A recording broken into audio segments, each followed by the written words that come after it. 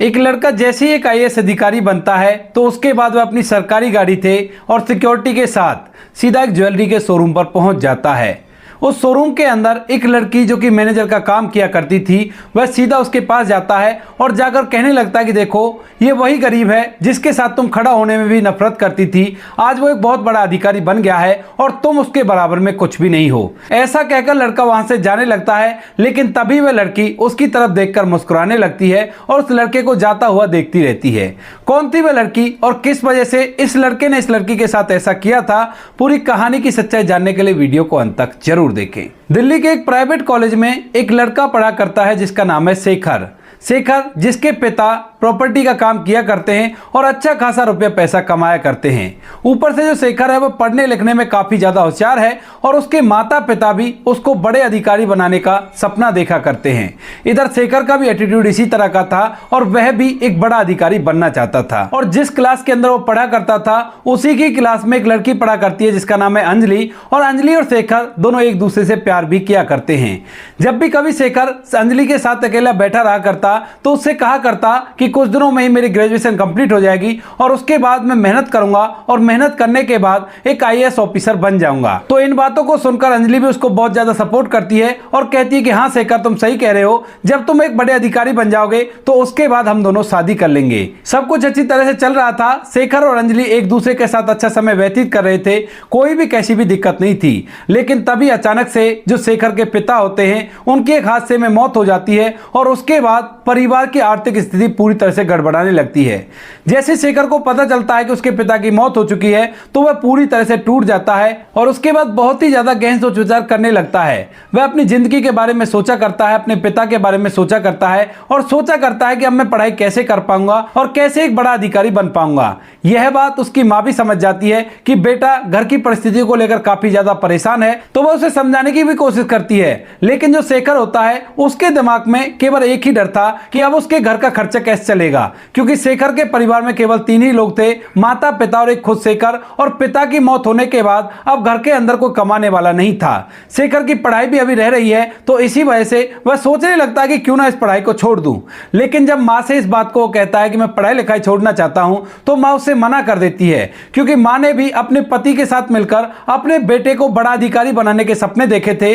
लेकिन जब बेटा पढ़ाई लिखाई से गिव अप कर रहा है तो उसके बाद वह उससे कहने लगती है कि नहीं बेटा, ये पढ़ाई लिखाई तो तुझे करनी होगी और तू पढ़ाई लिखाई करके एक बड़ा आदमी बनेगा, यही हमारा सपना है। उसके लिए चाहे हमें अपना घर तक भी बेचना पड़े हम उसे भी बेच देंगे, लेकिन तू पढ़ाई लिखाई करेगा। इसके बाद जो शेखर होता है वह मां के कहने पर कॉलेज तो जाया करता है, लेकिन कॉलेज के अंदर उसका बिल्कुल भी मन नहीं लगता है। यह फाइनल ईयर था और फाइनल ईयर का जैसे रिजल्ट आता है तो उस रिजल्ट के अंदर जो शेखर की मुसीबतें थी वो साफ साफ दिखाई दे रही थी। दरअसल शेखर ज्यादा सोचने की वजह से बहुत ही कम नंबरों से पास हुआ था, जबकि वह पहली क्लासों में अपने कॉलेज को टॉप किया करता था। उसके सामने ये नंबर कुछ भी नहीं थे और इस बात को देखकर अंजलि भी काफी ज्यादा परेशान हो जाती है। जैसे तैसे करके शेखर ने अपनी ग्रेजुएशन कर ली थी और उसके बाद शेखर अब पढ़ा पढ़ा यही सोचा करता है कि अब उसे आगे क्या करना चाहिए। वह अपने परिवार की आर्थिक स्थिति को संभाले और अपनी मां की देखभाल करे। मां बार बार उसे समझाया करती, लेकिन शेखर की समझ में एक बात नहीं आती है और इसके बाद वह अपने लिए इधर उधर छोटी मोटी नौकरी ढूंढने लगता है।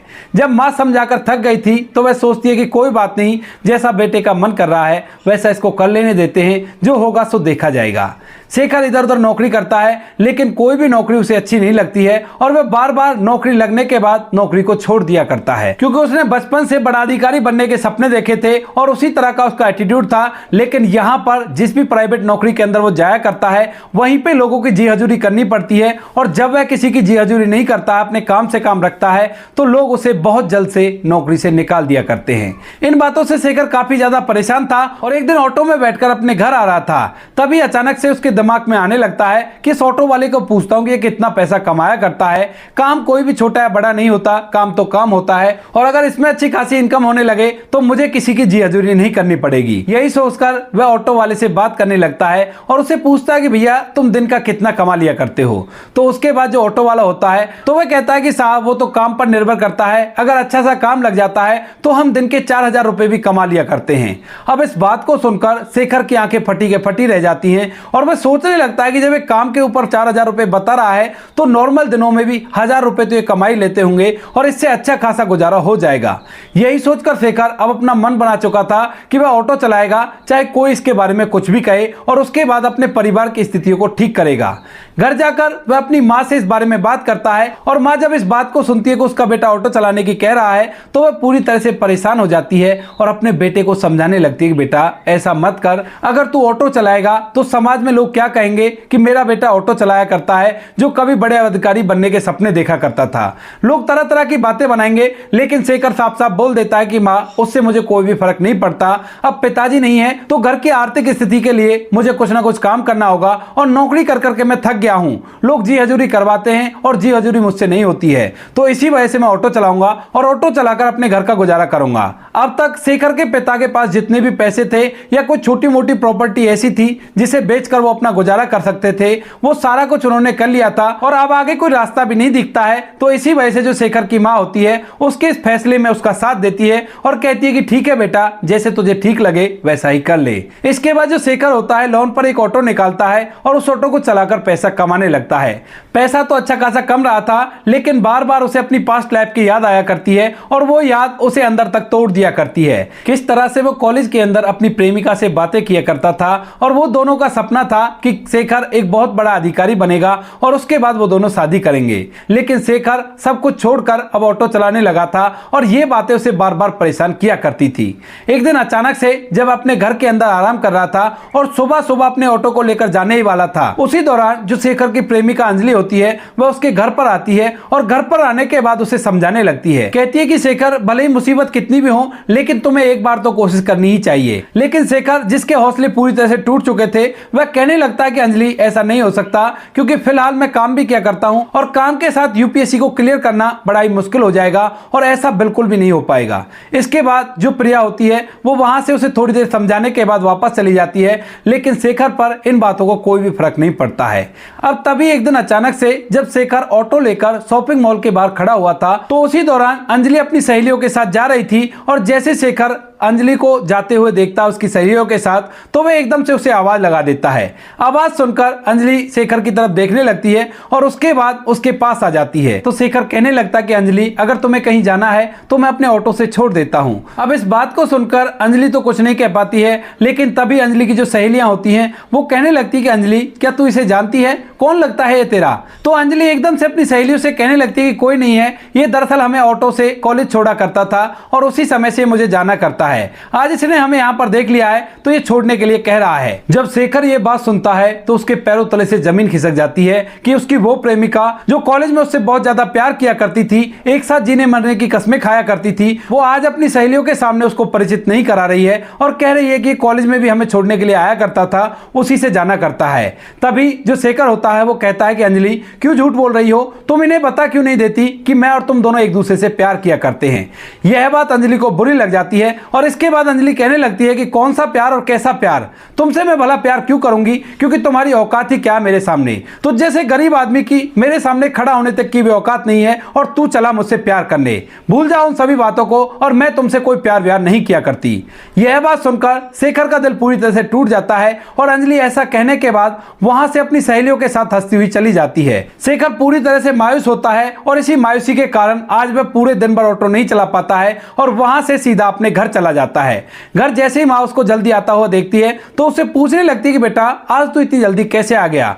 तो अपनी माँ से बहाना बनाता है कि माँ, मेरी तबीयत खराब है, इसी वजह से मैं जल्दी आ गया हूँ। अब शेखर अपने कमरे में जाकर अपने आप को बंद कर लेता है और फूट फूट कर रोने लगता है, क्योंकि आज उसका 3 साल पुराना प्यार उससे ऐसी बातें कर रहा था जो शायद कोई पराया भी नहीं करता। इसके बाद जब बेटा कमरे के अंदर रो रहा था तो माँ अपने बेटे की शक्ल को देखकर पहले ही समझ चुकी थी कि आज बेटे के साथ कुछ ना कुछ गलत हो गया है। इसके बाद वह अपने बेटे के कमरे का दरवाजा खटखटाती है और शेखर से दरवाजा खोलने के लिए कहती है। शेखर जैसे तैसे करके अपनी आंखों के आंसू को पहुंचता है और उसके बाद दरवाजा खोल देता है और पूछने लगता है कि हाँ माँ बताओ, क्या काम है तुम्हें? तो वो कहने लगती है कि बेटा, तबीयत तो खराब नहीं है, ये बताओ तुम्हारे साथ हुआ क्या है और तुम इतने परेशान क्यों दिखाई दे रहे हो? तो वो कहता है कि नहीं माँ, ऐसी कोई बात नहीं है, थोड़ा सा सिर दर्द है, इसी वजह से मैं आज ऑटो को जल्दी ले आया, लेकिन तभी माँ कहती है कि बेटा तेरी आंखें साफ साफ गवाही दे रही हैं कि तू कमरे के अंदर बंद होकर फूट फूट कर रो रहा है। आखिर ऐसी क्या बात है, मुझे भी तो बताओ, मैं भी तो सुनूं मेरे बेटे से किसी ने क्या कहा है। अब इस बात को सुनकर शेखर, जिसके दिमाग में अभी तक भी उसकी प्रेमिका की बातें चल रही हैं, वह अपनी भावनाओं पर कंट्रोल नहीं रख पाता है और अपनी माँ के सामने फूट फूट कर रोने लगता है। माँ जब बेटे को रोता हुआ देखती है तो एकदम से उसे अपने कलेजे से लगा लेती है और कहती है कि बेटा चुप हो जा, आखिर बात क्या है, तू मुझे बात बता। इसके बाद जो शेखर होता है थोड़ी देर में शांत होता है और शांत होने के बाद अपनी माँ को पूरी बात बता देता है। कहता है कि माँ इस तरह से अंजलि ने मुझसे ऐसा कह दिया है, अब आप ही बताओ, मैं उससे कितना प्यार किया करता था लेकिन फिर भी उसने मेरे साथ ये गलत नहीं किया है। तो माँ कहती है कि हाँ बेटा, हो सकता है ऐसा कह दिया हो, क्योंकि फिलहाल तेरी पोजीशन वो नहीं है जो तेरी पोजीशन पहले थी। पहले अगर तू बड़ा अधिकारी भी नहीं बनता तो उसके बाद भी अंजलि तुम्हारे साथ रहती, लेकिन फिलहाल तेरे पिता का हाथ तेरे सर पे नहीं है ना, और ऊपर से तू बड़ा अधिकारी भी नहीं है, इसी वजह से वो तुझसे ऐसा कह रही है। ऐसा कहकर वो अपने बेटे को समझाती है और उससे कहने लगती है कि बेटा मैंने तुझसे कहा था ना कि ऑटो वाला काम मत कर, बड़ा अधिकारी बन जा। अगर तू बड़ा अधिकारी बनता तो तेरी प्रेमिका तुझसे ऐसा कभी भी नहीं कह पाती। यह बात शेखर के दिमाग में बैठ जाती है और उसके बाद वह अपने आंखों के आंसू को पहुंचता है और कहता है कि माँ आप सही कह रही हो और मुझे सच में ही एक बड़ा अधिकारी बनना होगा। इसके बाद जो शेखर की माँ होती है वह उसको और भी ज्यादा मोटिवेट करती है और कहती है कि बेटा तू बड़ा अधिकारी बन जा और फिर उसके बाद उस लड़की को उसकी औकात दिखा देना। शेखर भी मोटिवेट हो जाता है और बड़ा अधिकारी बनने के लिए तैयार हो जाता है, लेकिन फिर से वो सोचने लगता है कि अगर मैं बड़ा अधिकारी बनूंगा तो घर का खर्च कैसे चलेगा। वो अपनी माँ से कहता है कि माँ अगर मैं ये सब कुछ करने लगूंगा तो घर का खर्च कैसे चलेगा। तो माँ कहती है कि बेटा उसकी चिंता तू मत कर, हमारे पास ये घर है और इसकी कीमत काफी ज्यादा है। अगर तू बड़ा अधिकारी बनता है तो मैं इस घर को भी दांव पर लगाने के लिए तैयार हूं, क्योंकि मेरी जिंदगी में इस घर से बढ़कर तू है। अगर तू कामयाब हो जाएगा तो ऐसे कई सारे घर हम खरीद लेंगे। इस बात को सुनकर शेखर कहने लगता है कि माँ अगर मैं कामयाब नहीं हुआ तो फिर क्या होगा। तो माँ कहती है कि बेटा इतना नहीं सोचा करते, जो तुझे लग रहा है वैसा कुछ भी नहीं होगा और मुझे पक्का विश्वास है कि मेरा बेटा कामयाब जरूर से होगा। ऐसा कहकर वो बेटे को कह देती है कि तू अपनी तैयारी में लग जा और मैं तेरे लिए पैसों का इंतजाम करती हूँ। इसके बाद माँ उस घर को बेच देती है। शेखर ने अपना ऑटो भी बेच दिया था और सारे पैसों को उन्होंने बैंक अकाउंट में सेव कर लिया था। वह लोग एक किराए के कमरे में रहा करते और उन्हीं पैसों से माँ अपने घर का गुजारा किया करती और शेखर अपने इंस्टीट्यूट की फीस भरा करता।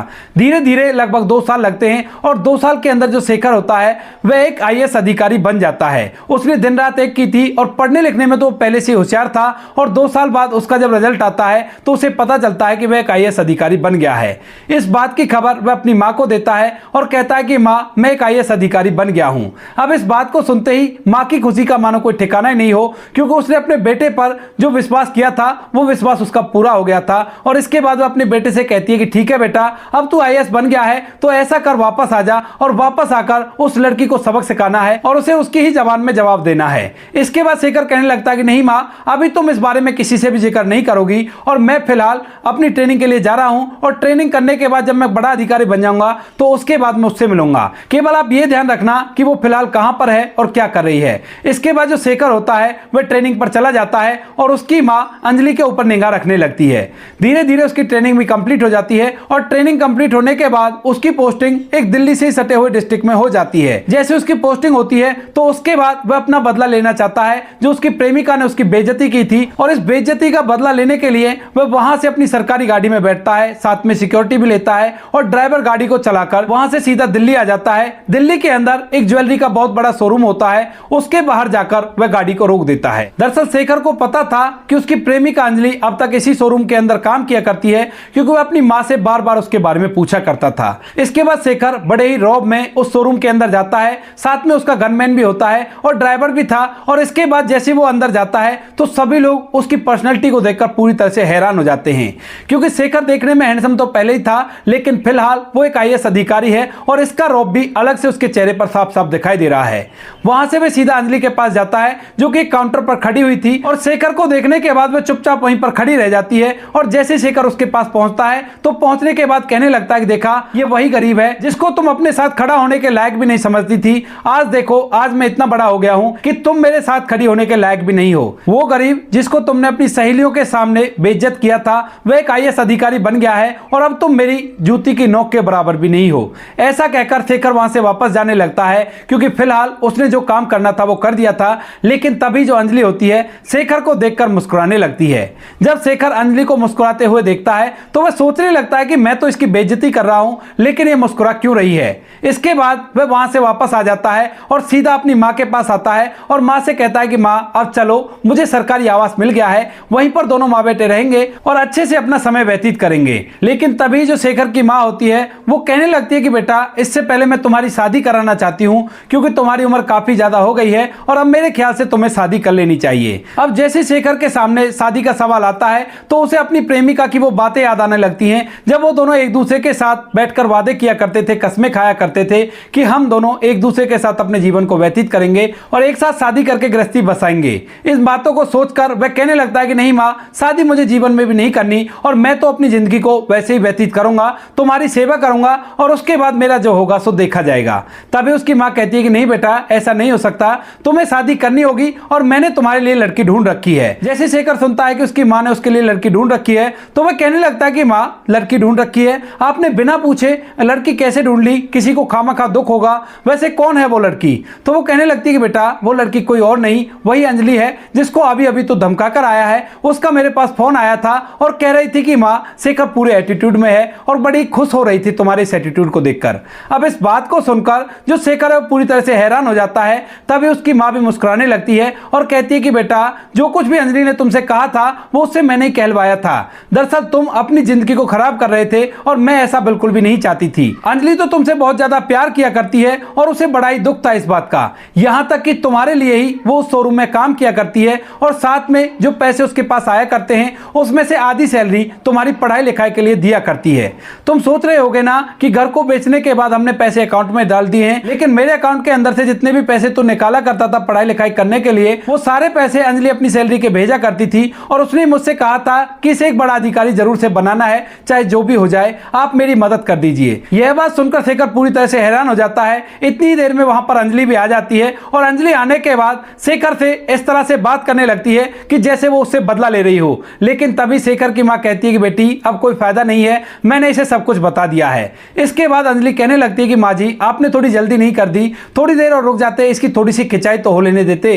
तो वो कहती है कि नहीं बेटी, ऐसी बात नहीं है, ये शादी से मना कर रहा था और इसी वजह से मुझे बताना पड़ा। इसके बाद जो शेखर होता है वो भाग कर जाता है और अंजलि को अपने गले से लगा लेता है और कहता है कि अंजलि, मुझे माफ कर दो, मैंने तुम्हारे साथ गलत किया है। तो वो कहने लगती है कि कोई बात नहीं शेखर, ये कोई गलत नहीं था, मुझे तो बड़ा अच्छा लगा जब तुमने अपना एटीट्यूड मुझे दिखाया। उसके बाद शेखर और अंजलि दोनों एक दूसरे से शादी कर लेते हैं और शेखर अपनी माँ और अपनी पत्नी के साथ वहां से उस जगह पर रहने लगता है जहां पर उसकी पोस्टिंग होती है। शेखर का वो घर भी जो कि तोई है जो उसके पिता की आखिरी निशानी था और वह अब हंसी खुशी अपने जीवन को व्यतीत किया करते हैं।